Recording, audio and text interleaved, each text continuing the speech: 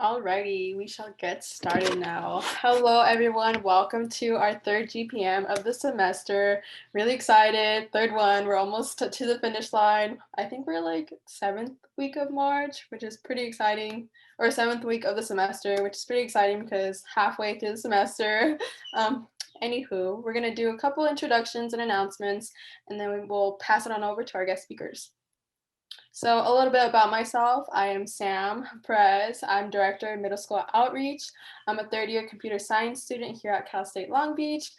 Some of my hobbies include cruising on my skateboard, cloud watching, trying out new boba spots. My current favorite spot I'd say right now is Loose Leaf. So good. Their matcha Kato. I totally recommend. Anywho, a couple more of my hobbies include adventures. I recently went to Joshua Tree not too long ago, which was really fun. The best part about MAES, I'd say, is the supportive community that's around us. Hello, everyone. I'm Michael Hyman. I'm one of this year's co-presidents for 2020 to 2021. I'm a fourth-year chemical engineering student with the emphasis of wastewater treatment. Some of my hobbies include graphic designing, skating, critiquing boba places. Also, my favorite boba place is also Loose Leaf Company. Please go there. And listening to music. And right now I'm currently listening to boleros. If you know what's up. Also, the best part about MAES is the people that you meet. So like officers, new students, alumni, professionals, and etc. And also like working with the officers. I appreciate every single one and their work. And yeah.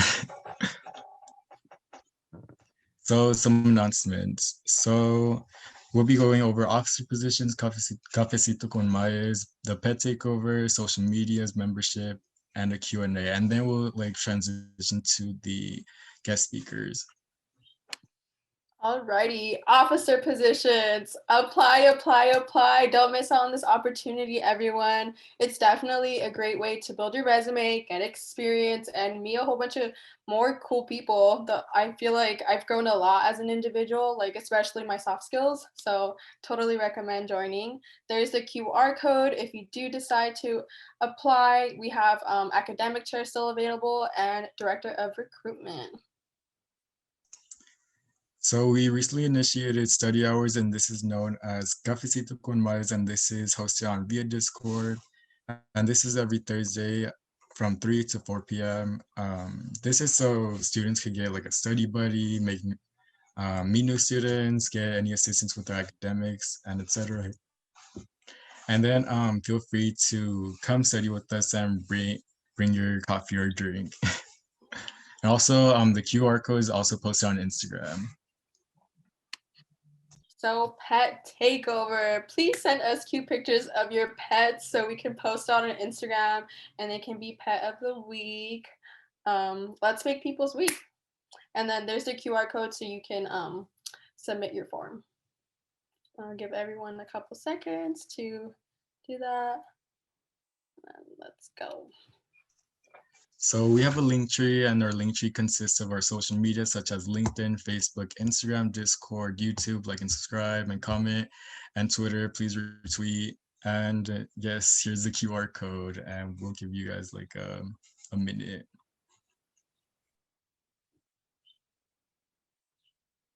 That's a long minute. Next. Next.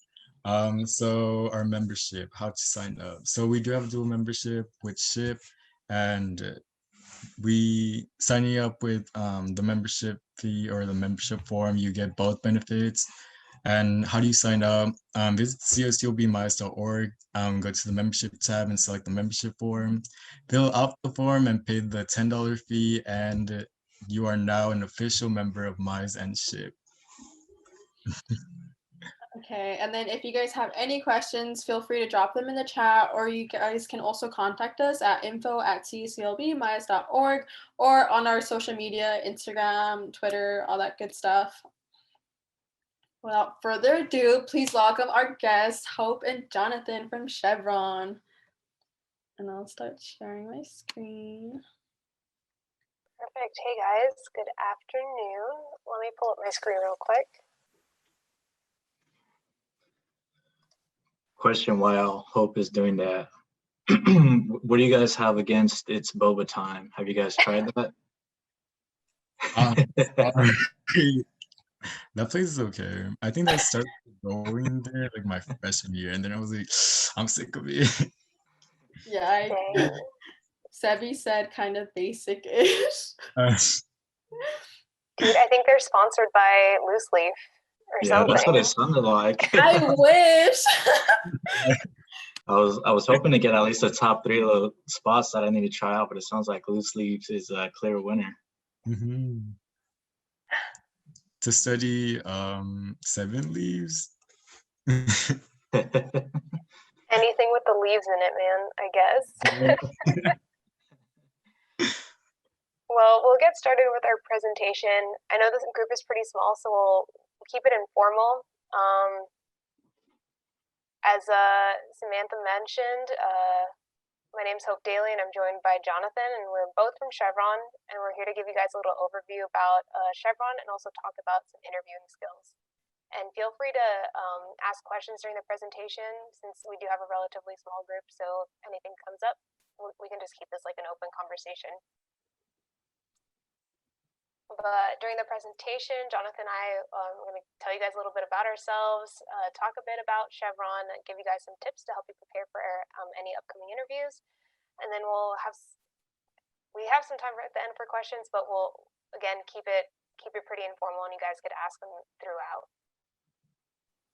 So, as I mentioned before, my name's Hope Daley, and it actually wasn't too long ago that I was in your guys' shoes. I graduated from Cal State Long Beach in 2018 with a degree in mechanical engineering, and during that time I interned 2 summers with Chevron at their El Segundo refinery. And for those of you guys who aren't familiar, the refinery is located right by LAX, which is not too far from Cal State Long Beach.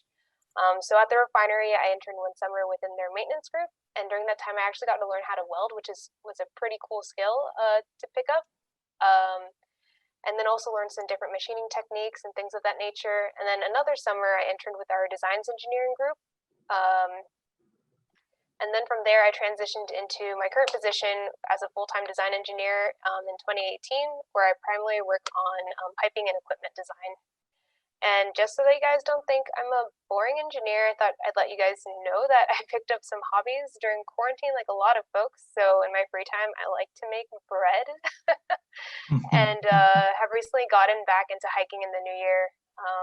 Have been doing a couple hikes in Malibu these past couple weekends, which has been fun. But now I'll pass it off to Jonathan. Cool. Thank you, Hope. So similar to Hope, I'm also a CSU LB alumni. Although it does feel like it wasn't too long ago that I was in your guys' shoes, it has been a few years. So I graduated with a degree in construction engineering management back in December 2014. So yeah, although it feels like 2 years ago, it's been almost 7 years now. So literally hired on with Chevron as soon as I graduated in December 2014, started with Chevron back in January of 2015. So been here about 6 years. Started off as a construction engineer working out of the turnaround group, so handling a lot of the maintenance that we do around the plants within the refinery, coordinating with different engineers such as Hope, chemical engineers, instrumentation and electrical engineers, and helping bring a plan to life and executing that plan through the turnaround, right?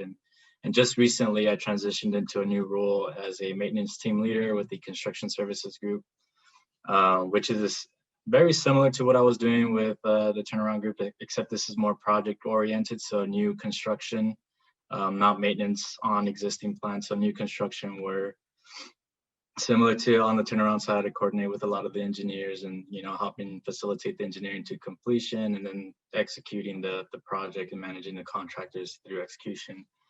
I wouldn't say I picked up a lot of hobbies during quarantine. I did start investing in the stock market, although I did that slightly passively in the past. And no, I didn't buy GameStop or buy into that crazy there, but definitely interesting to watch all that stuff. And other than that, I enjoy golfing. And so I think golfing actually is harder to get around nowadays because of quarantine. Everybody started golfing, so now it made it harder for me to actually golf when I do have free time. I have to be more on it, schedule ahead, etc. So just continuing on with the same boring stuff I did before quarantine. Is just a little more people involved with that now, but that was just a little bit about myself.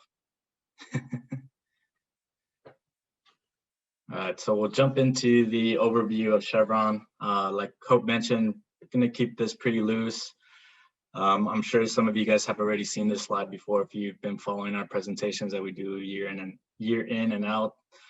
So overview of Chevron. Chevron is an integrated oil and gas company, and what that means is we essentially have the full life cycle of when that oil gets pumped out of the earth or produced out of the earth into refining and selling it out in the market, right? So it's broken down into 3 divisions, upstream being our exploratory and production side, right? So when we identify a well, how we go about producing that oil out of that well. Once that happens, getting that on our transportation side of the company, which is midstream. So the pipelines, the ships, all that good stuff, getting it down to the refinery level, or getting it down to some of the different vendors that we sell these oils a barrel to.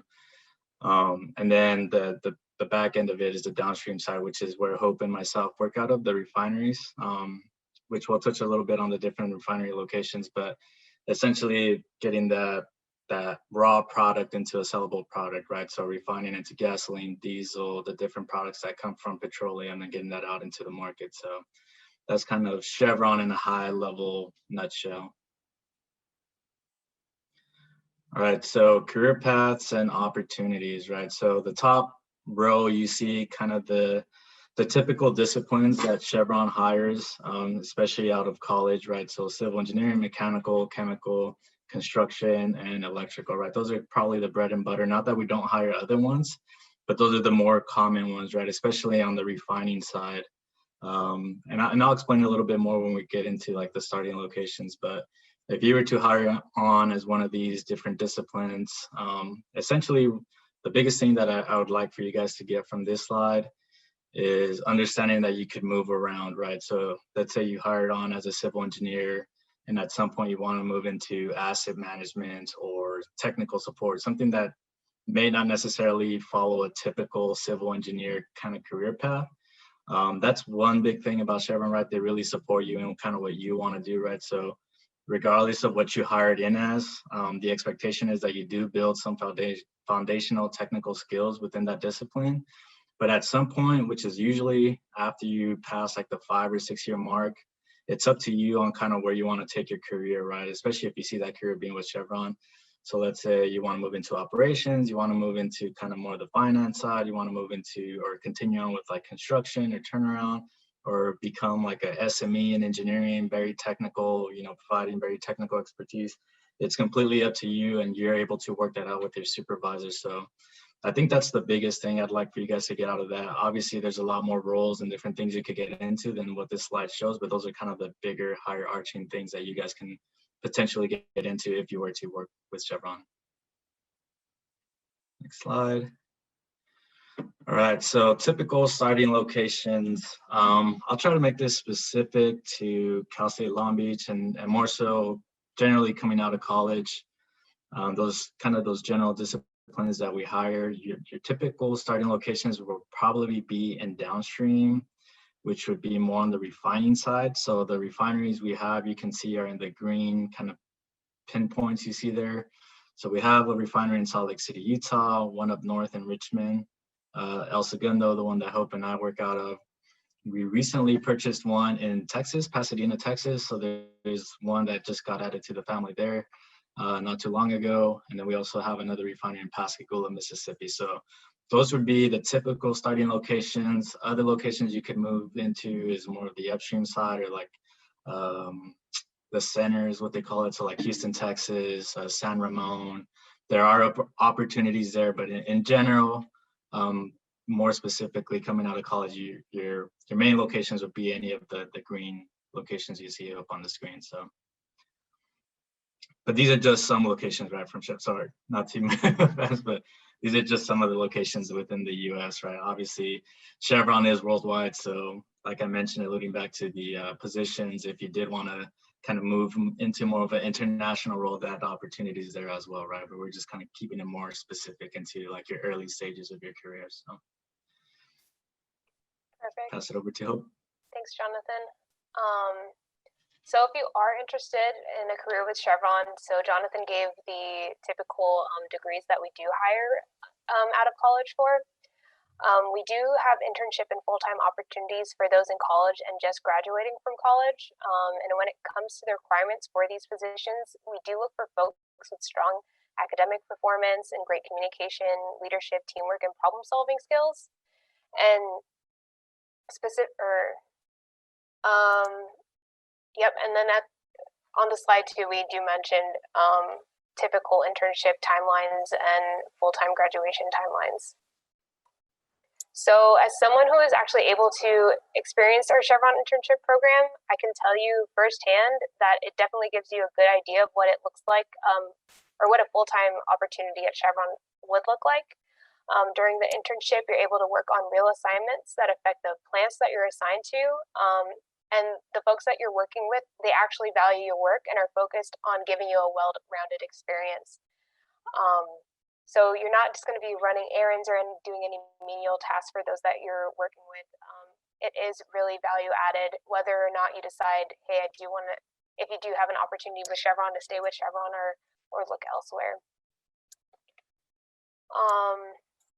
So aside from the requirements that were provided on the previous slides, when we're looking to hire summer interns or full-time employees, we also consider things like your relevant experience, so things like internships, on-campus projects, leadership skills that I know that many of you have gained with working with organizations like MAES, and through things like leading class projects, your teamwork, so your ability to align and inspire your colleagues or peers, as well as contributing meaningfully as a team member.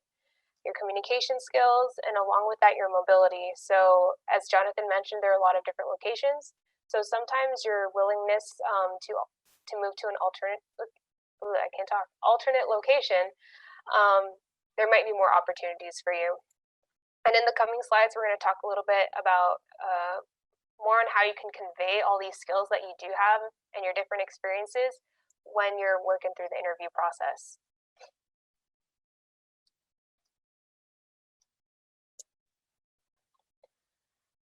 So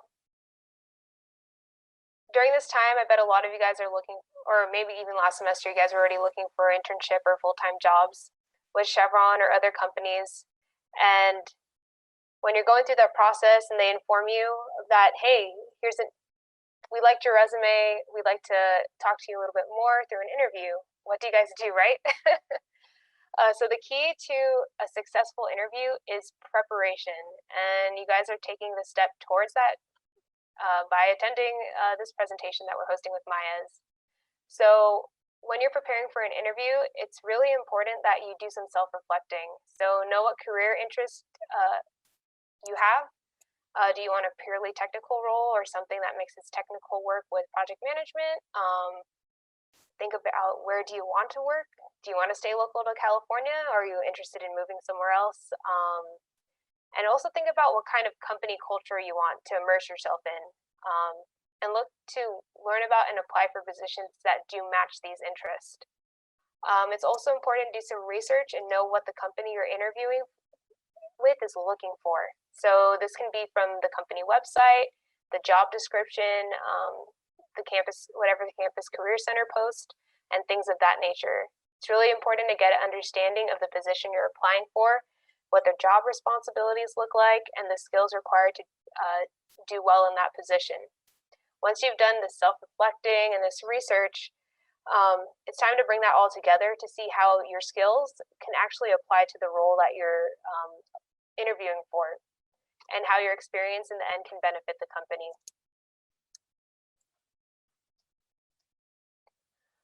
So in preparation for your interview, on top of all that self-reflection and research, it's important to prepare things like your attire ahead of time. I know right now in this virtual world, we're not like dressing up like we used to, but when you do have an interview, you're still people are still getting an impression of you, even though it might be from the waist up. So it's still important to make that good impression. And we'll have some example slides for appropriate interview attire to come. Also, even though you've probably already submitted your resume when you applied for the position, with your initial application, it's good to review your resume for any typos and to make sure you're familiar with your resume. If something is on your resume, there's a really good chance that your interviewer is going to ask about it. So be familiar with everything that you put on there. I know that there's times where you might have included a project, job, or skill that you haven't thought about recently. And so you may have forgotten some of the details. So it's always good to refresh ahead of time.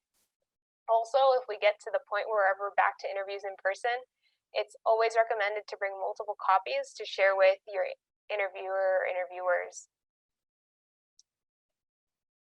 So another key step is to practice and even curate your responses to some typical interview questions. You may think that if you prepare your responses ahead of time, you may come off as too staged, but that's not something to entirely worry about. It's good to have some answers to typical questions in your back pocket so you're not scrambling for an answer during your interview. Or even sharing an experience that may not have been best suited for that question just because you were thinking on your toes. And later on in the presentation, we'll go over some of these typical questions. So when it comes to attire for interviews, it's important to keep it professional. I know a lot of these photos look like stock photos from the 90s, but conservative attire is the way to go when you're having an interview. So we do recommend button-ups and ties for men and nice blouses for the ladies and slacks and slacks. If we ever get to the point where we see pants and shoes again, that's the way to go. Again, this may seem a little dressy, but it's typically better to be overdressed than underdressed. And you always want to make sure you make a good impression with those you're interviewing with. So the what not to wear section. So it's not typically a good idea to dress casually for an interview, even though, again, we're in this virtual world where we only need to dress from the waist up. It's not appropriate just to wear a sweatshirt or t-shirt or something of that nature. And if we end up interviewing in person again, it's always good to avoid wearing sneakers or jeans and things like that.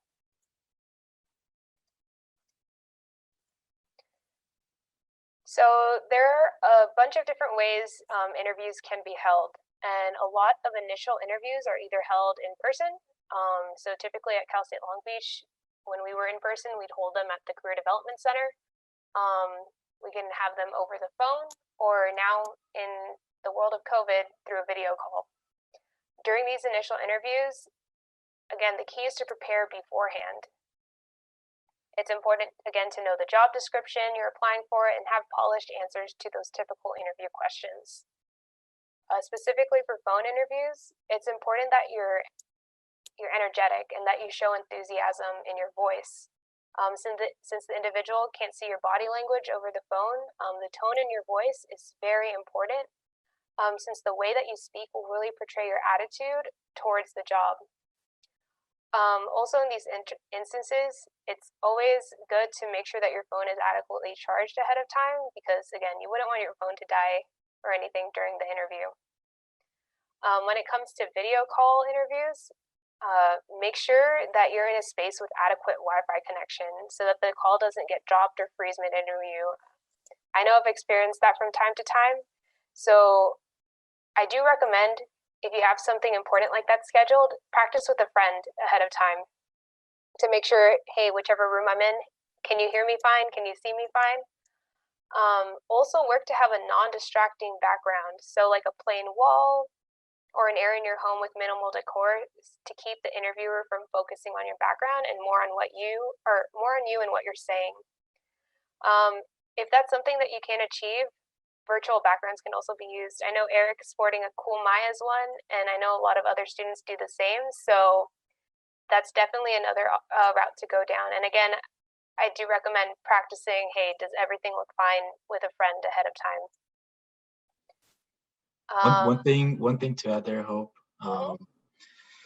would be understanding the platform that the interviewer is using, right? So I know you guys are used to using Zoom. Chevron likes to use Teams. I think Teams is probably the majority one that other companies are using as well. So understanding kind of the little tips and tricks of video conferencing with the different platforms you're using. I know suppressing like background noise in Teams is a possibility. I'm not familiar with Zoom, but I'm assuming there's something in there as well in case there's, you know, other family members and stuff in the household or place that you're interviewing at.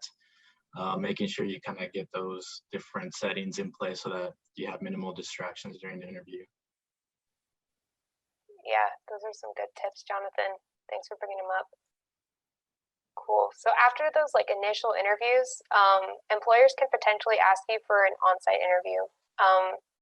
And typically in the virtual world or not, that's typically a longer interview and is the last step before a formal offer is made. So these interviews can last from a half to a full day as you potentially get to see the facility that you're going to be working at, interviewing the different folks from the company and the department that you're applying for. So in the end, this could be a really long day. So in instances like that, it's great to make sure that you're well rested. Because again, you're trying to put your best foot forward, and it would really be unfortunate to be super tired during your interview.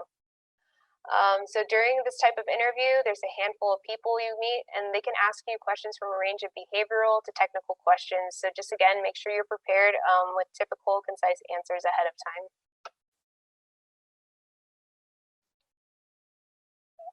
So I did, before I was mentioning, hey, prepare some answers to some questions, and we're going to get a little bit into that now. So a lot of interviews that are conducted, or a lot of initial interviews that are conducted are behavioral interviews. This is the most common type of interview employers use as they try to just get a feel for who you are.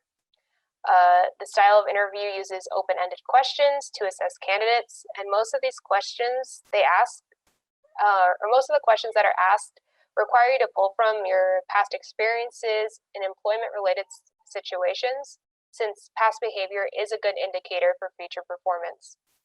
So through the questions that are asked, you should be able to demonstrate your problem-solving, communication, and critical thinking skills. So some of these questions can range from those listed on the slides.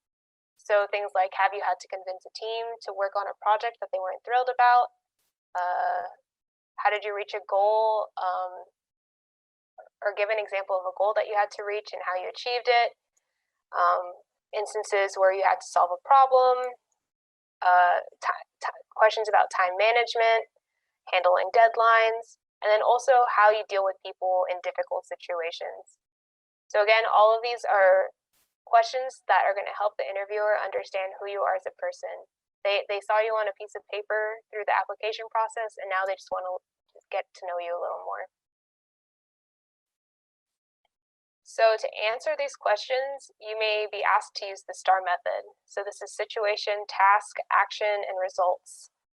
So when you're asked a question during these behavioral type interviews, it's good to frame your question or frame your response in this manner so you can easily paint a picture of your response for the interviewer.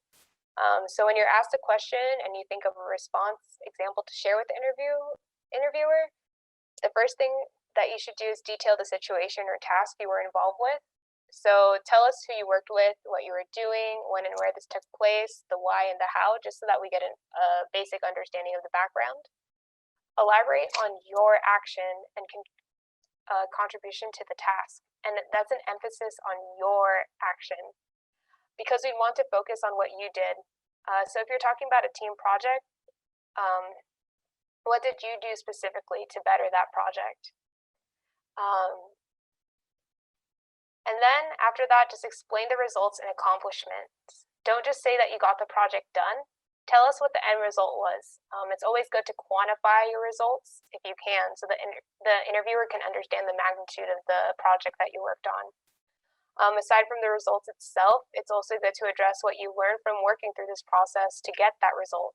So for example, think about things like, will you approach similar projects differently now, since you may have encountered a bump along the road to get to your end goal? Or will you work with people differently in the future? Things like that. We also, oh, go for it. Sorry, no, go for it. I thought you were done.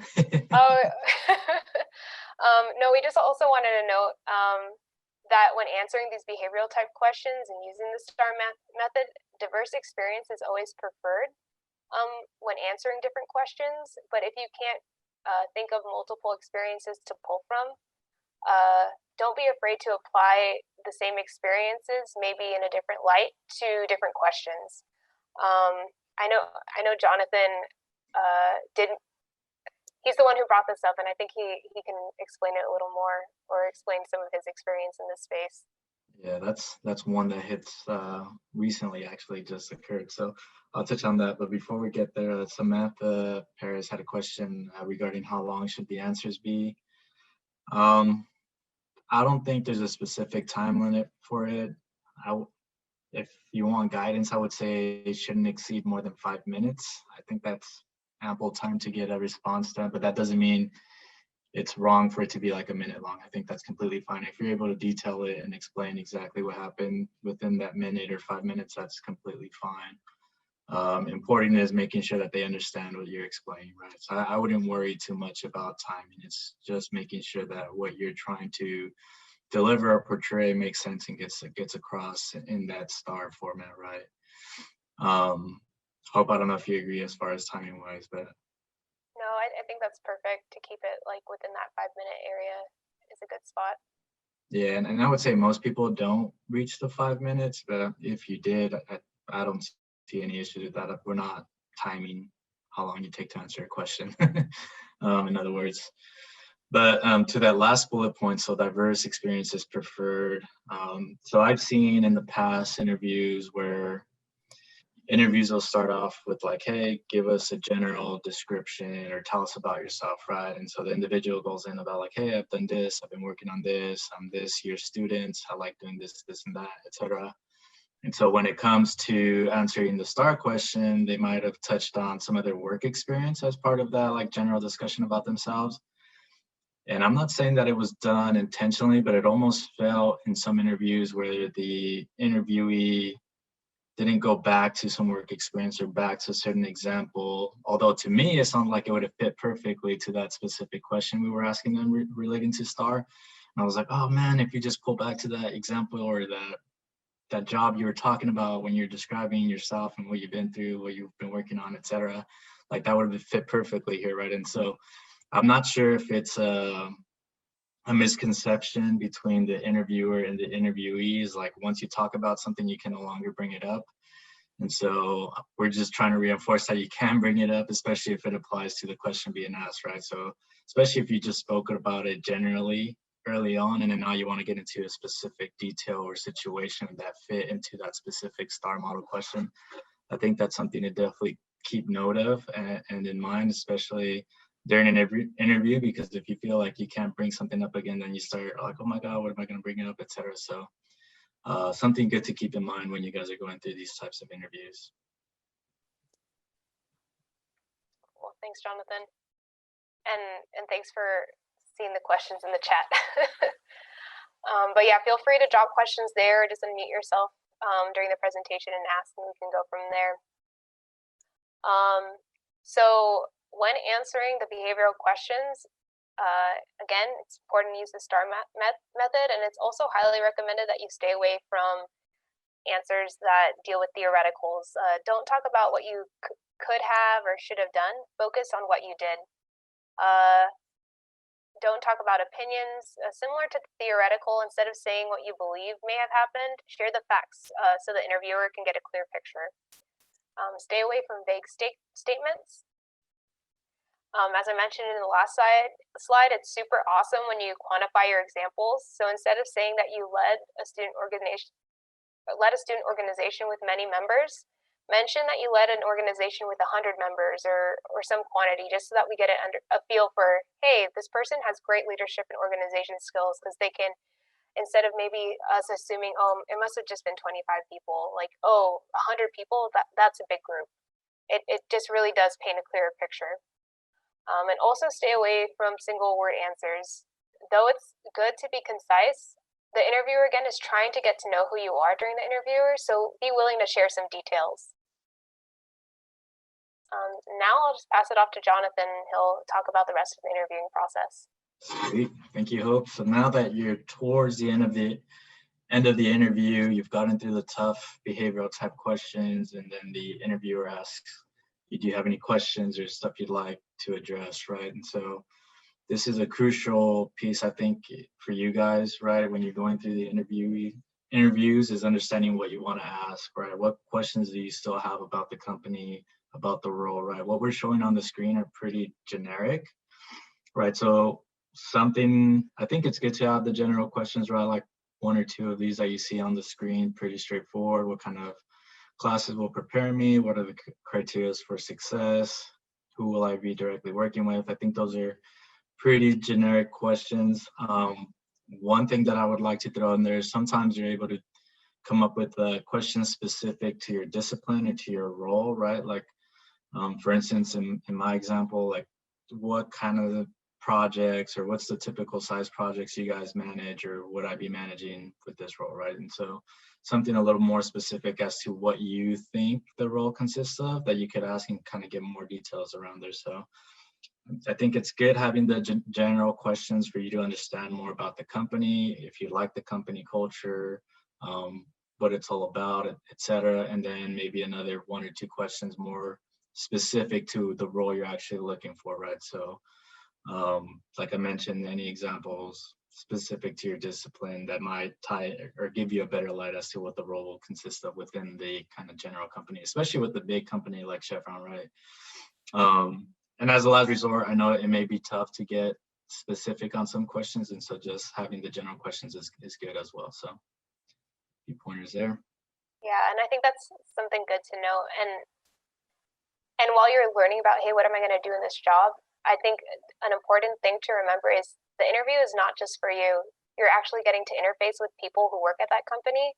So kind of interview them back, see if they're actually like people you'd want to work with, or the type of people you'd want to work with, and ask them like what they like best about their job and things like that, just so that you can get a feel for that too. Thank you for that, Hope. All right, so interviewing pitfalls. I think most of these go without saying, like arriving too early, what's too early? If I had to put a time to that, I would say maybe anything over 15 minutes is probably too early. Sometimes the instructions from the interviewers or the companies will tell you, hey, arrive 15 minutes early or arrive by this time, and so that helps. And not arriving too early, but definitely want to respect those kind of time constraints when they do present those. The other one's pretty straightforward right now. Silencing your cell phones, probably be a big one, especially if you're like distracted, looking away, if it's like a video conference like this. Interrupting. So that one gets a little tricky, right? Sometimes you want to ask a question and the interviewer is still speaking, and so you just kind of have to wait patiently for them to finish until you ask your question, or wait, or they make it clear that the questions will happen towards the end of the interview, and so you just have to kind of jot down your questions and ask those at the end. So right, one or the other. Usually the interviewer makes that clear. It's like, hey, we'll hold off questions till the end, or hey, feel free to ask questions during the presentation. The biggest thing that I'd probably like to highlight here is speaking negatively about previous employers / professors / teammates. And I think to highlight that in some of the behavioral type questions, the way some of those are set up is how you work well with others.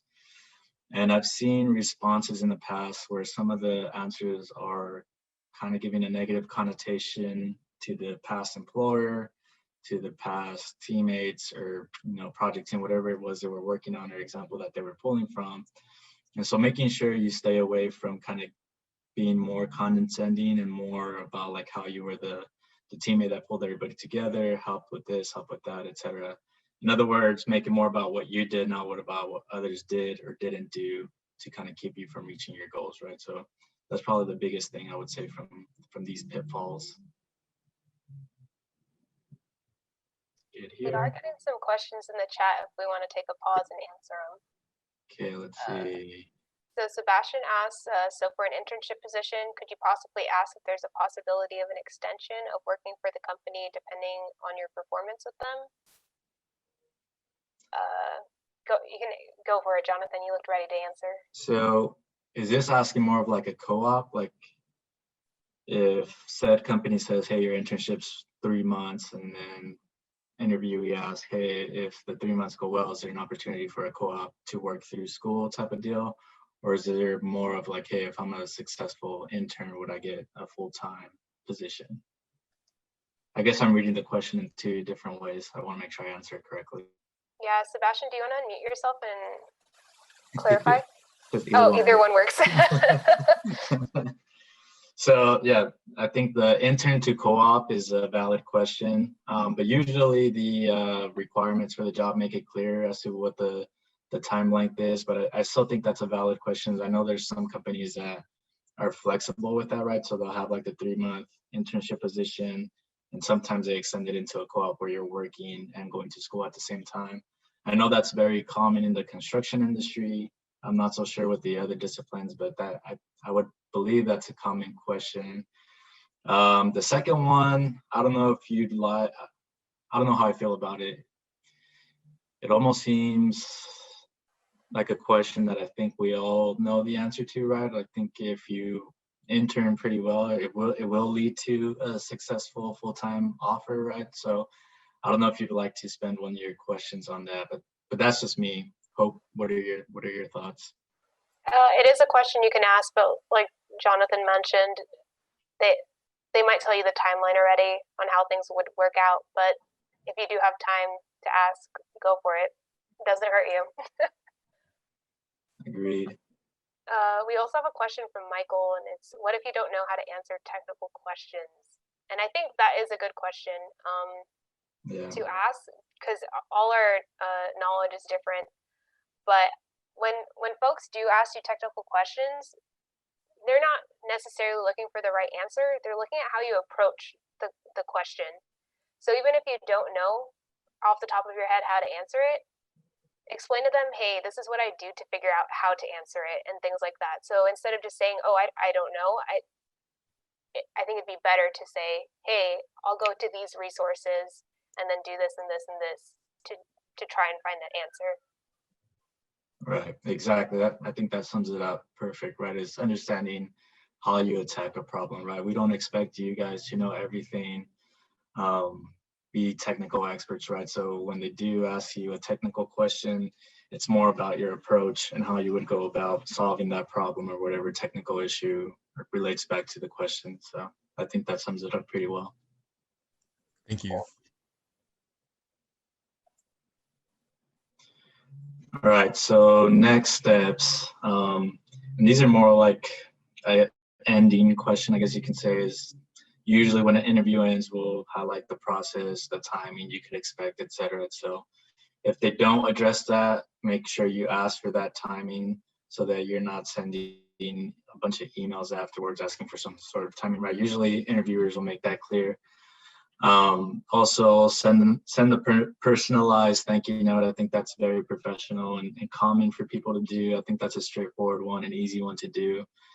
I know sometimes it's a panel interview and you guys may not have all the contact information for everybody that interviewed you. And so the person that you are in contact with that did set up the interview, if you could at least remember all the names that interviewed you, I think it's good to touch on the note, right? It's like, hey, thank you for you and your team. I really enjoyed, et cetera, so on and so forth, and making sure you address those individuals, right? So I know that gets a little tricky sometimes. I've run into it in the past where it's like, oh man, these people interviewed, but I was set up by the HR partner, and so she wasn't even in the interview, right? So it's just making sure you touch on those names. I don't know how common that is anymore since I have been out of college for quite some time now, but I know that was one thing I ran into. And just, you know, sending out those notes go a long way. And then, like I mentioned, being patient, right? So understanding that the interview process does take a while, especially if it's a large company, depending on what's going on within the company, the needs, when the hiring is supposed to actually start, et cetera. Those are different kind of factors that aren't necessarily dependent on the interviewers. And so they have to kind of work through the channels and go through those different things before they may be able to get back to you. So just being patient, and if they do give you a timeline, for whatever reason they don't reach out to you, I think a week after that timeline expired is a good time to kind of reach out and follow up. So that's my general direction on that. I think that's pretty straightforward.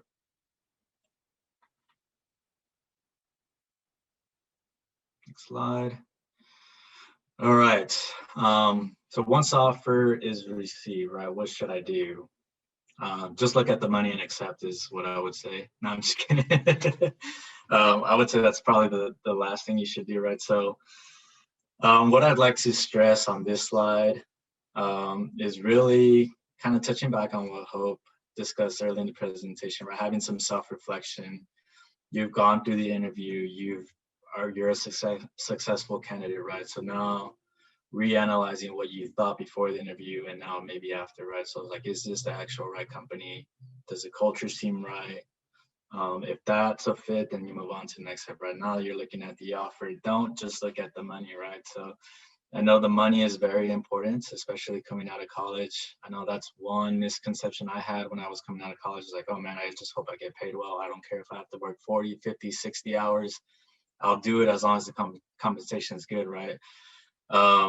But there's a lot more items that you guys should consider, especially now that the markets are becoming more competitive, right? So compensation, the benefits such as 401k, healthcare. One thing that's really important to me now is a work-life balance, right? So not overworking 40, 50, 60 hours, and then now I don't have a social life, or now I can't spend time with my significant other or my family, etc., because I'm stuck working all these projects or doing all these different things that I didn't necessarily think of or think about when I initially thought about the offer, right? So just kind of thinking short term, like a year ahead of you, would I be happy? And then maybe even out to 5 years.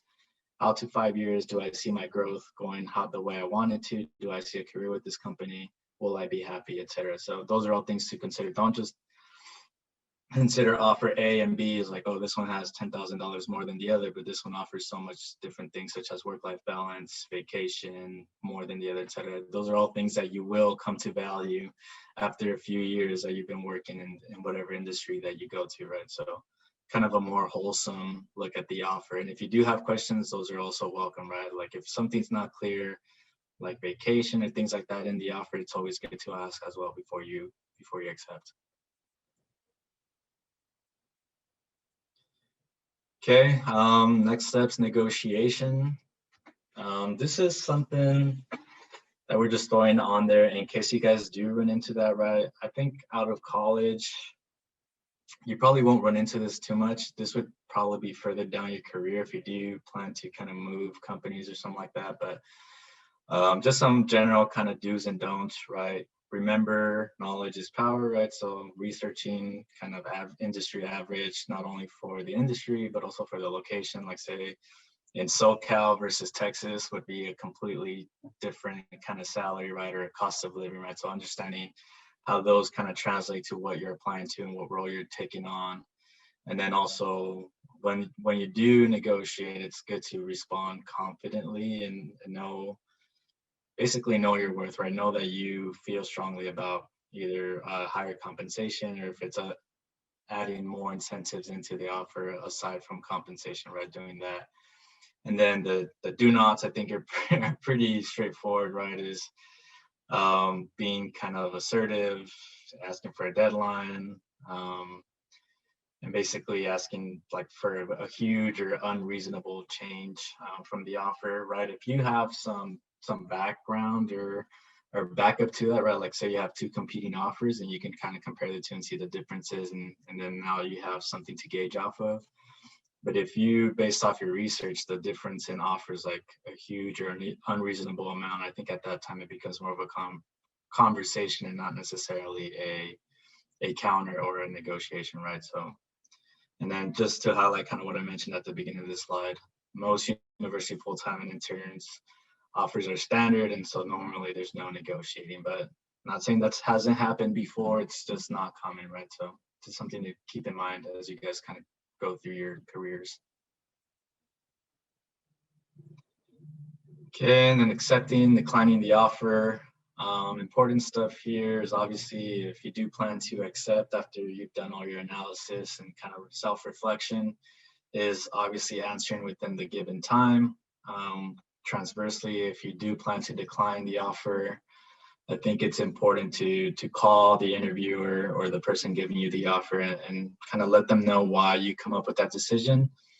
Key thing is not burning any bridges, right? So And this goes both ways, right? So there can be an opportunity that pops up in said company, and now you're the perfect match for that, right? So now you want to go and get that job, or transversely, the job you plan to take no longer exists anymore. So now you kind of want to reach back out to this other company and say, hey, you know what, these things fell through. I am not available and would like to take this offer if that position still exists, right? So leaving those windows open work not only for the company, but also for you, making sure you don't burn any bridges, right? Staying professional, in other words.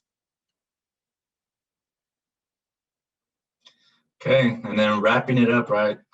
Preparation is key. I know Hope touched on that early on. Focus on selling yourself, right? What you put down on your resume kind of gets you your foot in the door, right? Gets your foot into the interview process. And then now it's all about kind of explaining what you've been, the experience you've had, how you're the perfect match for that role, etc. So finding a way to effectively communicate what you have written down in paper and bring it to life is very key in the interview process, especially when it's a phone interview and you don't necessarily have like the body language between you and the interviewer. And so making sure how to effectively express what your experience is and what you have written down in the resume is very important. And then the last piece, once you've gone through that, is following up appropriately and just being patient. I think the biggest things. Other than that, the hard part to me is getting the interview. Once you got the interview is really just preparation, right? So I think that's all we had. And so we'll open it up to more questions. I do have one question regarding like when you're given an offer. Is it appropriate to ask like you, let's say your recruiter, like why they chose you specifically, or maybe like any like feedback from like your interview itself? Is that like okay to ask? I personally wouldn't mind that question. I think that's okay to ask, especially let's say if you weren't the successful candidate and you still have some communication. I think that's a fair question. Like, hey, would you mind providing some feedback on maybe some things I could improve on for the future? I personally would appreciate that. I love helping out. So I think that's something normal to do. Like we mentioned, it's you interviewing the company as well. And so understanding what different things you could have done to highlight yourself, what else can help you maybe in a future interview with that same company, or as you move on through the different interview process. Hope, yeah, I don't know if you feel the same way, but I personally don't mind those questions. I definitely agree. And I remember when I was interviewing too, someone gave me that tip to, even at the end of your interview, ask for any feedback that they might have for you to improve whether or not you do get the position. So that's definitely a good question to ask. And I know Chevron right now and a lot of different industries are leaning towards that feedback rich culture, because they really want to make sure that we're able to grow as people. So thank you. Speaking of feedback, we'll be asking for your guys' feedback on our presentation as well, right? We want to improve as well. We want to make this better for you guys, to better prepare you guys as you're transitioning out of college, right? So we were all in your shoes. Whatever we can do to help, it's completely what we want to set ourselves up for. So I have a quick question regarding like job offers. I recently heard of a situation where, you know, when you're barely applying to jobs, offers may come at different times. I was just wondering if it's professional. Let's say you accept an offer, but you got a better offer outside of, you know, the accepted time, and you rather go to the better one.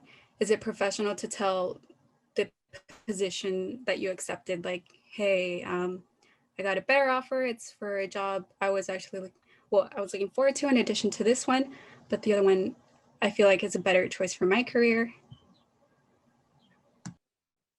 Yeah, I hope you want to take a first stab at that. You looked ready to go, but I think I think it is all right to accept the offer. And if you do find something eventually that you're more interested in, I think it's definitely okay to tell the employer that. I know you, as a student coming out of college, you want to keep your options open, and most of the time, a lot of employers, it's at will employment, so there's nothing binding you to keeping the job typically. you just need to do it right. So like you said, be very cordial when you're telling them this information. I think if this is the case, it'd be better to pick up the phone first before sending an email, just so that you get that personal contact with the recruiter, whoever you're working with, so that you make sure, hey, they do understand that you were very thankful to be given that offer, but at this time you can't move forward with it. Jonathan, do you want to add anything? Yeah, I agree with that. I think it's fine, although probably uncommon, I would say. So there's two situations that I think of, right? One is, you've applied to several companies, you've gone through the interview process. Company A gives you an offer, gives you a week to answer, and you don't disclose that you're waiting for, or that you've interviewed with other companies and you could potentially get another offer within that week. That's one situation. The other situation is you answer within the given time, 4 or 5 months down the road, now you get another offer that you're more intrigued by, fits more of your culture, what you're trying to do with your career. Then yeah, I agree. There's no problem in communicating that back to the company and saying, hey, I had my sights set on this company, be cordial and professional, right? Like Hope mentioned, but something that aligns more with what I want to do with my career came up. And so I regret to inform you that I will be declining the offer, etc. But yeah, I think that's normal, something that you shouldn't shy away from, especially since it is your career and your life that you want to make sure you do it right? So I would definitely make sure that you're considering all the kind of different risks and benefits from each company before making that decision. But yeah, I think that's normal for people to do. And although it's uncommon, I don't say it's unprofessional for people to do that. So yeah, the key is just, again, be cordial. Don't burn bridges is the key, because it can be taken the wrong way if you present it in the wrong light. Thank you so much. I just, I haven't really decided what exact path I want to work in. So I do want to keep my options open, and I never want to, I guess, pass up an offer if it comes up, if I would, maybe you would rather go into that field versus the one I was currently working at. Thank you. Yeah, remember, it's all about you. So as long as you keep it professional, like I said, we were once in your shoes, we're human beings. So we will understand kind of where you're coming from and what you're going through. And so it wouldn't be a nasty conversation, in other words. So don't be afraid to kind of speak what's on your mind and what you're feeling as far as kind of where you want to go with your career. Thank you so much. Yeah, I know it's 5 o'clock now, and that's when the meeting was scheduled to end, but Jonathan and I could stay until about 5:15 if you guys have any more questions, but we don't want to hold you back if you guys have to go on to other scheduled items that you guys have going on. Thank you guys so much for coming out today and giving us this wonderful presentation. I know we've all learned a lot from it, so thank you guys so much for taking the time. All right, now it's time for a quiz. What does STAR stand for? Oh man, you guys failed already. God damn. No, like we mentioned, it's a pleasure to come out and try to help out when we can. I know we have our busy schedules as well, and you guys do as well with classes and tests and other stuff you guys got going on. So whenever this can get coordinated and planned out, we definitely enjoy coming out and passing the buck, passing information that could ultimately help you guys either land the job of your dreams or get into the career that you really want to get into, right? So it's a pleasure. Can I ask a quick question? Yeah. So let's say that I got interviewed, but like the interviewer never like contacted me. Do I like send a follow-up? Can you repeat the question one more time? Yeah, so let's say I got interviewed and then like a week later, like I haven't like received like a response that you got rejected or accepted. Do I send a follow-up? That's a good question. Call or so I'll give my input and then I'll let Hope kind of touch into what she would recommend. But I mean, typically the interviewers will make it clear of a timeline. Did they give you a timeline, do you know, of when they would potentially get back to you, or if they had like so many other weeks worth of interviews going on until they can make a decision? It was just like a scenario. Oh, okay. Okay, so then if it's a scenario, I'll give a general feedback. So typically they'll give you a timeline, right? Hey, expect to receive a response, or like we alluded to in the presentation, if they don't give you an expectation, make sure you ask for some clarification as far as timing goes.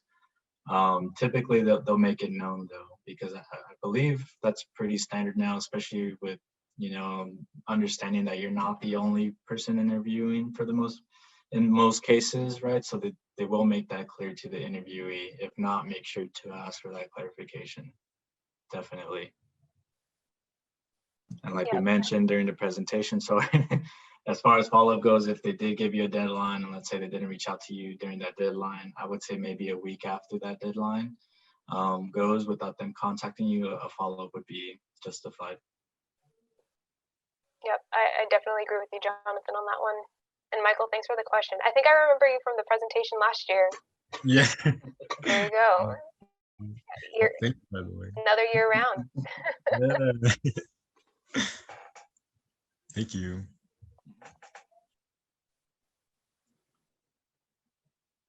But cool. Did anyone else have any other questions? I just had a quick question about Chevron's developmental programs for entry-level engineers. Mm-hmm. So what kind of programs do you guys offer? So in the downstream side, so at the refinery level, for our new hires, we do have a program called Chevron Technical University, and it's 6 one-week-long modules that explain the whole refining process, all our different equipment, and you get to actually interact with all the subject matter experts in those fields and meet other new engineers from all the other different refineries. And in a non-COVID world, it would include you visiting all our different sites, which is super awesome. So you get a really good feel for all of downstream of Chevron and all your peers who are at the same level as you, which I think is super awesome. Jonathan, you want to add a little more on that? Yeah, I think that touches on like the early stages. On top of that, there's a lot of different trainings that we provide year in and out, right? We have a bunch of lunch and learns that we go through at Chevron, right? So not only learning or developing within your own discipline, sometimes I'll have a lunch and learn regarding the finance group, or sometimes I'll have a lunch and learn regarding operations. You're like, oh man, well, I work with operations, so it'll be good to understand what they do and some of the things they go through so I could help them, you know, better execute the different plans we're working on, right? So there's a lot of different internal trainings that happen, and also lunch and learns just to kind of give you different insights. So I think that's a good base of developmental programs. Also, if you did want to, I think there's something else, right? I hope there's like the Horizons program that you can get into, which is more like you're doing 6-month stints in a different role in a different location. And then I think they recently just started I forget what it's called. It's the MIT program. We have a partnership with MIT where if you want to get really into technology and become like a technology master or scrum master and see how that could help the Chevron business, there is a program that Chevron just started last year where if you're handpicked to go into this program, you basically go to MIT for free and get your master's. I think it's a master's in technology, something like that. And basically you come back to a different role once you're done with that program. So there's a lot of different opportunities without getting too far into the details. Yep, Chevron is very focused on developing their folks so that they can do a good job in the roles, which is super awesome. Thank you, guys. I think we could end it here if no one has any other questions. And thank you, Hope and Jonathan, for coming once again. Yep, thanks for having us. Yeah, Thank you so much. pleasure. Like I have to Jonathan try said before, that. Yeah, I have to try that tree leaves out, so I'll probably get some after this call. get MAES to give you their coupon code or something. So Can I drop one of your guys' name and they'll give me like a hookup or something? Say Sam. She's not here, but they probably know her. Okay. Awesome. Well, we'll talk to you guys again in the future. You guys have a good one. Yes, Thank you, everybody. Thank you so much.